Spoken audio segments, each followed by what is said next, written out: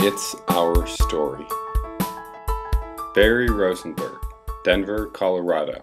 You know, it's one of the many ironies. Not only did Hitler kill Jews, he killed disabled people, mentally ill people, anyone who was imperfect, homosexuals. And sometimes it's hard to see people who experience that, who haven't learned. You know, I think they're critical of other people who have not learned. But if people were to refuse entrance of people with disabilities into something of that importance, they have to have their heads examined. I think there are, I know religious groups who tend to say, because a person did something in life, God is punishing them or their children, and that is the most ludicrous thing I've ever heard.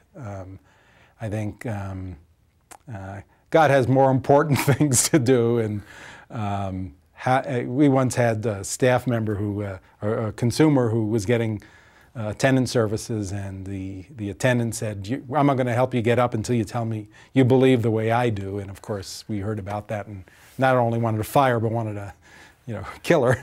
But there are people, I think there are people that believe that, and how ignorant and ill-informed they are.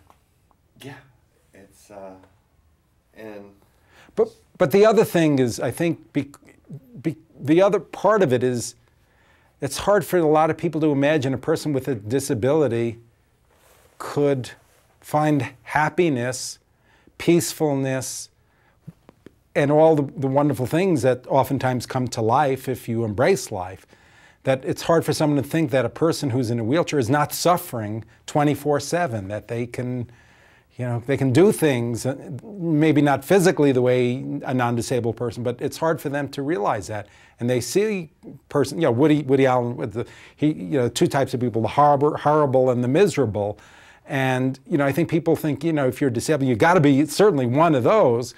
And it's not, that ain't the case. There are a lot of very, very well-adjusted, very happy, content, funny, amicable people with disabilities, just as there are assholes with disabilities. I mean, it's a full spectrum, and I think that's where, you know, when people with disabilities are not in the mainstream, people have no idea. They see that you know, they can envision themselves in the wheelchair, and to them that would be tragic when it may not be the case.